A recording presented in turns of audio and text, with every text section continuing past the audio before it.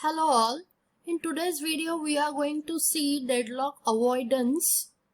Deadlock avoidance can be achieved using Banker's algorithm. Now let us see what is Banker's algorithm. Banker's algorithm is a deadlock avoidance algorithm.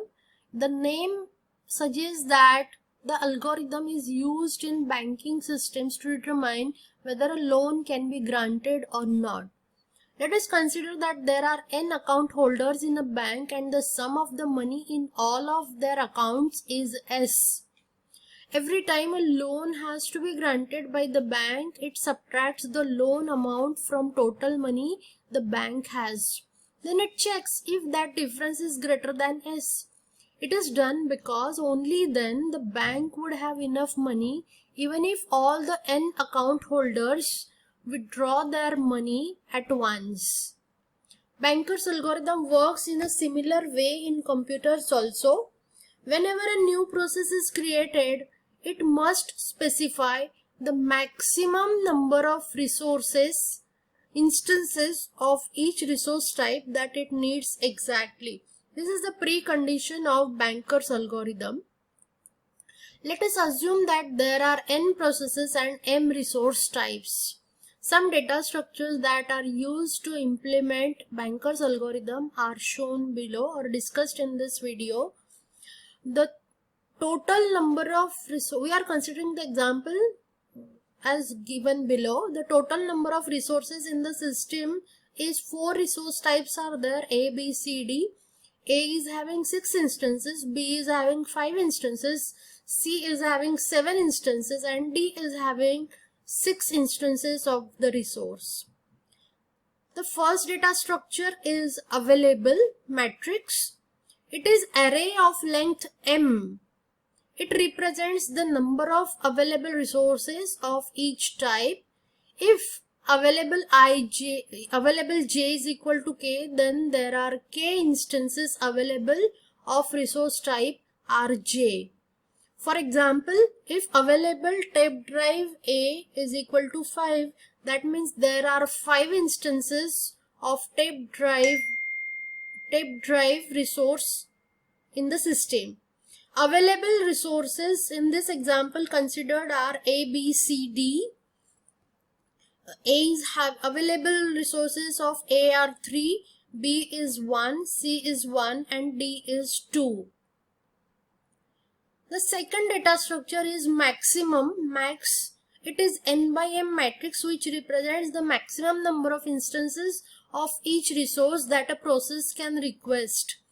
If max ij is equal to k, then the process pi can request maximum k instances of resource type rj throughout the lifetime of process pi. This is what the meaning of max. Now in the example we are considering processes maximum resources as shown in this example. P1 needs maximum resources 3 of type A, 3 of type B, 2 instances of C and 2 instances of D throughout the lifetime of process P1. Similarly, P2 process requires 1 instance of A, 2 instances of B, 3 instances of C and 4 instances of D throughout lifetime of process P2 in the system. Similarly, P3 requires 1350 instances of resources A, B, C, D respectively. So this is what you mean by maximum matrix. Another data structure used in Banker's algorithm is allocation. Allocation is n by m matrix which represents the number of resources of each type currently allocated to each of the processes.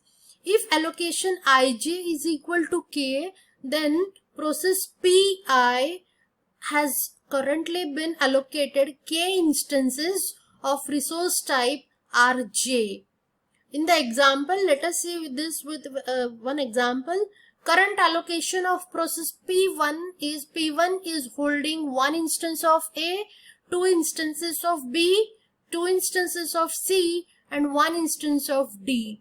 Similarly, process P2 is holding 1 instance of A, 0 instance of B, 3 instances of C, and 3 instances of D. Similarly, process P3 is holding or currently been allocated 1 instance of A, 2 instances of B, 1 instance of C, and 0 instance of D resource type. This is what you mean by allocation data structure or allocation matrix. Now with these 3 data structures available, we can find out another matrix which is need matrix. So availability is given, current allocation is given, maximum requirement is given, and we are going to find out need matrix. Need matrix is N by M matrix which indicates that remaining resource needs of each process. If need Ij is equal to K, then process Pi will need K more instances of resource type Rj to complete its task.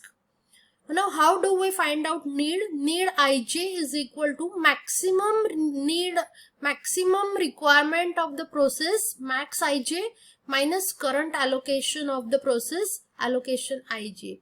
So need is equal to maximum resources minus currently allocated resources of the process. Now in this particular example, we have identified this need matrix by using formula need is equal to max minus allocation. For this first example, let us see the row 1 P1. P1 need is 2101. How it is 2101? Max of P1 is 3322. So 3 minus 1 is equal to 2. 2 minus 1,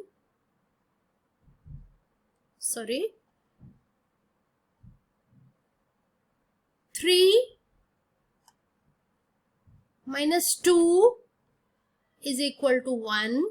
For resource C,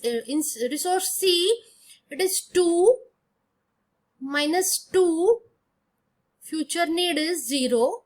Again for process P1, for resource type D, this is 2, max is 2, 2 minus allocation 1, future need will be 1. So likewise we calculate the whole matrix need by formula need is equal to max minus allocation. Based on this, now there is resource request algorithm and safety algorithm which we shall see in the next coming video. Thank you.